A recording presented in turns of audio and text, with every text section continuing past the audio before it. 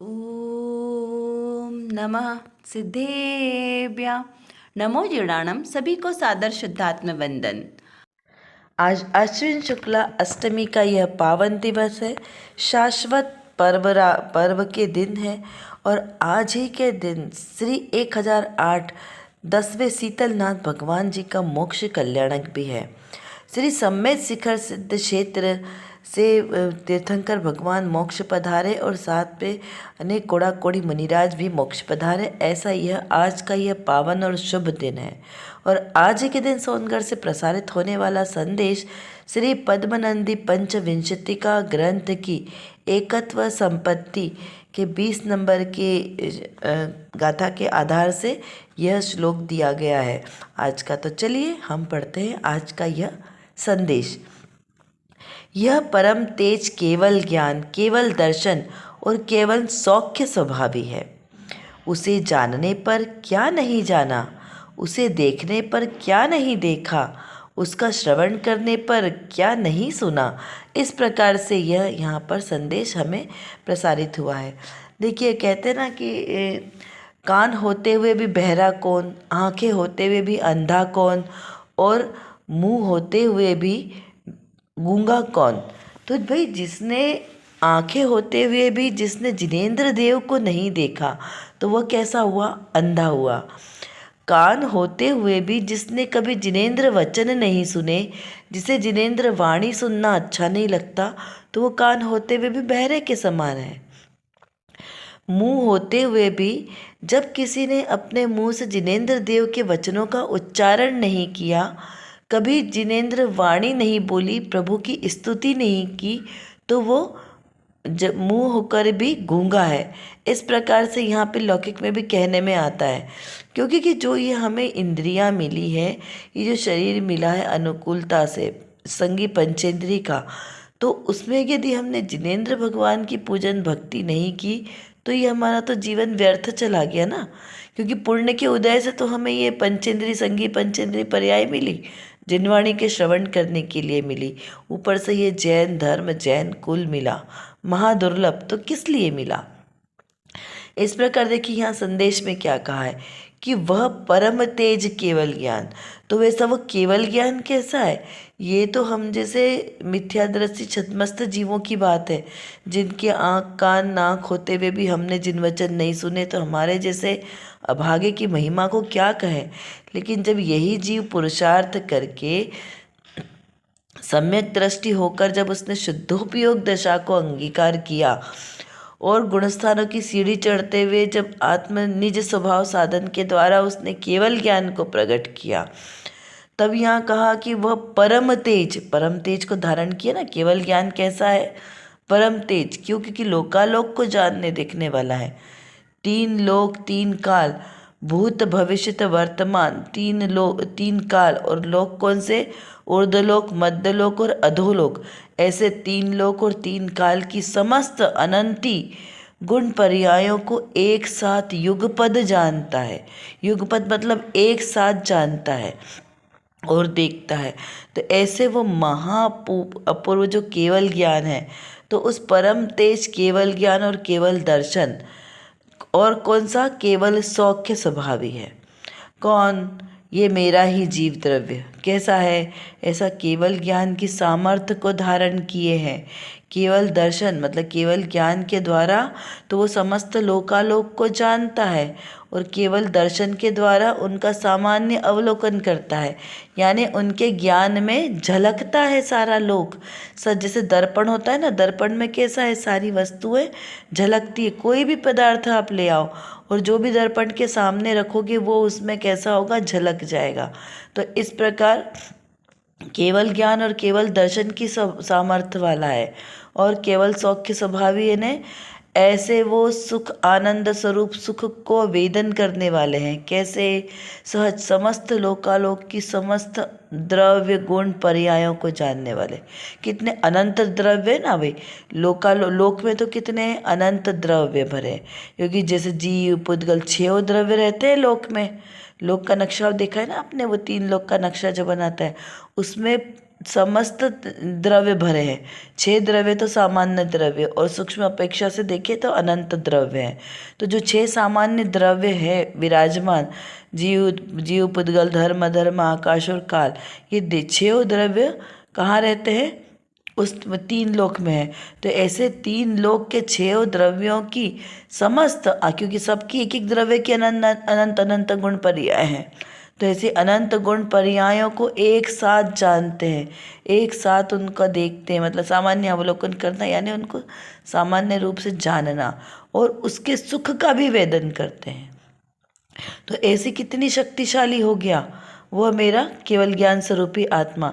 तो उसका वेदन करने वाले ऐसा कौन है? मैं हूँ, स्वयं जीव। तो ऐसे अपने जीव तत्व की प्रभुता लाना है कि ऐसा ही मैं जीव तत्व हूँ, प्रभुतावान, शक्तिवान। उसे जानने पर भी मैंने क्या नहीं जाना, ऐसा यहाँ पर प्रश्न किया है। उसे देखने पर भी मैंने क्या नहीं देखा, अपना ही निज स्वरूप नहीं जाना, अपना निज स्वरूप ही नहीं देखा। फिर उसका श्रवण करने पर भी क्या नहीं सुना, तो अपना ही निज स्वरूप है उसी को नहीं सुना हमने, उसी की बातें, उसी की प्रभुता नहीं सुनी। ऐसे ही सामर्थ्य होते हुए भी मैंने अपनी सामर्थ्य का उपयोग नहीं किया। इस प्रकार की बात यहाँ पर हमें बताई गई है, क्योंकि इंद्रियां भी तभी सार्थक होगी जब उनका सार्थक उपयोग किया जाए। तो चलिए अभी हम यहाँ पर आज की रत्न कड़ी का देखते हैं, उसमें कौन सी विशेष बात आई है।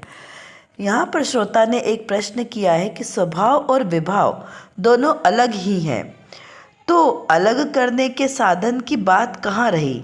यहाँ पे अलग, दोनों स्वभाव और विभाव को अलग करने की साधन की सामर्थ्यता की बात पूछी है कि इनको कैसे अलग जाने। तो यहाँ पे जैसे पर्याय दृष्टि से तो कहा कि अलग अलग इनको जानना है, और द्रव्य दृष्टि से कहा, क्या कहा कि मेरा आत्मा ही एकमात्र अखंड है, तो स्वभाव और विभाव उसमें है ही नहीं। लेकिन कभी कहते हैं कि दोनों अलग है, कभी कहते हैं कि दोनों एक है। तो यदि दोनों अलग अलग ही हैं तो उनको अलग करने की बात कहाँ से आई, ऐसा प्रश्न किया है। तो यहाँ पर समाधान स्वरूप बताया है, कहा है कि अलग होते हुए अलग माने कहाँ।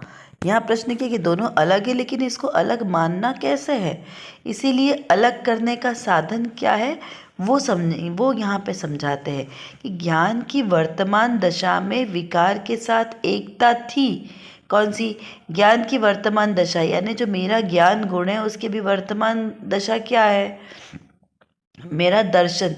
तो ज्ञान की जब हमारी अभी विकारी पर्याय, क्योंकि अभी हमें लोकालोक का ज्ञान नहीं हो रहा ना, शुद्ध पर्याय तो कैसी है? परम शुद्ध, जिसमें केवल ज्ञान वाली, जिसमें लोकालोक झलकता है जिसके ज्ञान में, तो वह दशा हुई। तो यहाँ पर वर्तमान दशा हमारी 6 उपशम वाली है, ज्ञान की मतिश्रुत ज्ञान वाली है। तो यहाँ पे कहा कि वर्तमान दशा में जो विकार है, और मतिश्रुत में भी कैसा है? कुमति कुश्रुत है अभी फिलहाल में। तो कहा कि जो वर्तमान में ये जो विकारी भाव के साथ एकता थी ना, वह ज्ञान की पर्याय अंदर झुकती है। कहाँ? अपने स्वभाव की तरफ। ये जो विकारी पर्याय है वह भी स्वभाव की तरफ झुकती है। तो वह भगवती प्रज्ञा है, और वह भगवती प्रज्ञा साधन है। कहाँ पर? जो मेरे ज्ञान स्वभाव की, जो मेरे ज्ञान है श्रद्धा गुण के साथ, श्रद्धा गुण है वो सम्यक्त का कारण है। तो जो मेरा ज्ञान गुण है वो जब अपनी जो श्रद्धा के साथ चलता है, तो वह जो उसका ज्ञान हुआ वही ज्ञान कहलाया, शुद्ध वाला कहलाएगा। और जो उसके पीछे नहीं जाता है मेरा ज्ञान, श्रद्धा विपरीत चलेगी तो मेरा ज्ञान भी कैसा चलेगा? विपरीत चलेगा। तो वो जो मतिश्रुत ज्ञान है वो कैसा है? कुमति कुश्रुत हो जाएगा। और जब मेरा ज्ञान स्वभाव, मेरी जो श्रद्धा है, वह उस श्रद्धा, जो मेरी शुद्ध श्रद्धा है ना, अपने आत्म तत्व को इंगित करते हुए जो श्रद्धा है, उसके अनुरूप अगर मेरा ज्ञान चलता है तो वही मति और श्रुत ज्ञान सुमति और सुश्रुत कहलाता है।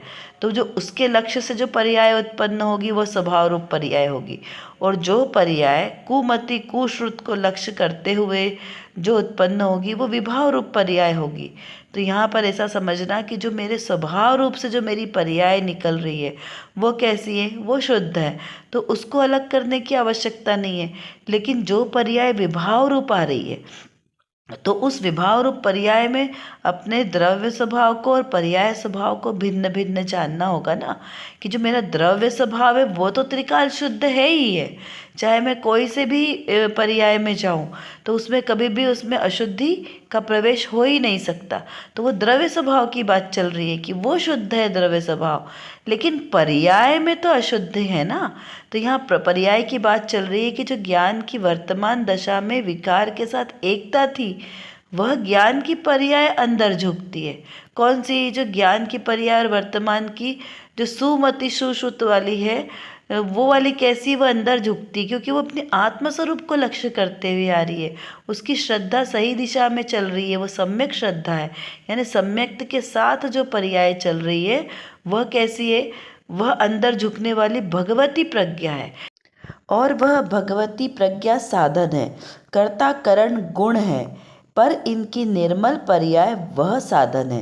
तो इसका क्या मतलब? अब देखिए, यहाँ पे भगवती प्रज्ञा शब्द पर्याय के लिए यूज़ किया है। भगवान आत्मा कौन है? मैं, जीव द्रव्य। जीव द्रव्य कैसा है? भगवान आत्मा, यानी पुरलिंग है। और जो उसके लक्ष्य से जो पर्याय उत्पन्न हो रही है, भगवती स्वरूप मेरे शुद्ध आत्मा से निकलती हुई, तो उसको क्या क्या भगवती प्रज्ञा कहा उस पर्याय को। यानी पर्याय को स्त्रीलिंग की उपमा दी है, और जो मेरा जीव द्रव्य स्वभाव आत्मा है वह कैसा है? पुरलिंग है। तो जो इस ज्ञान स्वभावी आत्मा के लक्ष्य से जो पर्याय उत्पन्न हो रही है उसे भगवती प्रज्ञा कहा कि वह साधन है। द्रव्य स्वभाव तो है ही सही, द्रव्य और गुण तो हमेशा शुद्ध ही है, लेकिन उसके लक्ष्य से जो पर्याय उत्पन्न हो रही है वो भी कैसी है? शुद्ध होगी। तो उसे साधन की उपमा दी कि वह साधन है किसके? कार्य और करण जो गुण है उसको प्रकट करने के।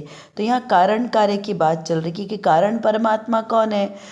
तो जो मेरा जीव द्रव्य है वो कैसा है? कारण परमात्मा। और कार्य परमात्मा जिसने कार्य पूर्ण कर लिया है, जिसने मोक्ष जो अपना निज स्वभाव जिसने पूर्णतः प्रकट कर लिया है, वो कैसा है? कार्य परमात्मा। कि कार्य की सिद्धि हो गई है उस अपेक्षा से कार्य परमात्मा। और जिसे अभी कार्य करना बचा है वो कैसा हुआ? कारण परमात्मा। तो इस प्रकार यहाँ पर चर्चा आई है, और इसे हमें कैसे समझना है? अब जीवन में इसको हमें इम्प्लीमेंट करना है, बारंबार इसका अभ्यास करना है, यही हमारा होमवर्क है। तो हमने होमवर्क चिंतन हमें किस बात का करना है? कि यह जो मेरी पर्याय है, शुद्ध पर्याय, ज्ञान वाली, दर्शन वाली, सुख वाली, अनंत गुण है ना, तो मेरे जो द्रव्य स्वभाव में अनंत सामर्थ्यशाली आत्मा है, उसके अनंत गुण है, वो कैसे हैं और वो कैसे प्रकट करने योग्य है। जो हमें यह अभी वर्तमान पर्याय मिली, इसमें हम अपने ज्ञान स्वभाव को कैसे प्रकट करें, कैसे अपने इस जीवन को सार्थक करें, इस प्रकार से हमें यहाँ पर चिंतन करना है। कि आँख नाक कान, ये जो हमें इंद्रियाँ प्राप्त हुई ना, इसका उपयोग एकमात्र अपने निज शुद्धात्मा को जानने देखने में लगाना है, और व्यवहार से जिनेंद्र देव की भक्ति पूजन करना, उनके गुणों का गुणानुवाद करना, यही कार्य करने योग्य है। फिर चिंतन करना है कि स्वभाव रूप पर्याय और विभाव रूप पर्याय क्या है, कर्ता करण साधन क्या है, इसमें गुण क्या है, इन सब का आपको विस्तार से चिंतन करना है और मनन करना है। तो आपको अपने सभी प्रश्नों के समाधान प्राप्त हो जाएंगे। इस प्रकार आप अपनी चिंतन धारा को बढ़ाते रहिए। तो चलिए, आज की हमारी कक्षा का समय यहाँ पर पूर्ण होता है। हम अपनी वाणी को यहीं विराम करते हैं। इसी प्रकार आप अपने तत्व चिंतन को बढ़ाते रहें, सम्यक दर्शन प्रकट करें। इसी भावना के साथ आप सभी को सादर जय जिनेंद्र।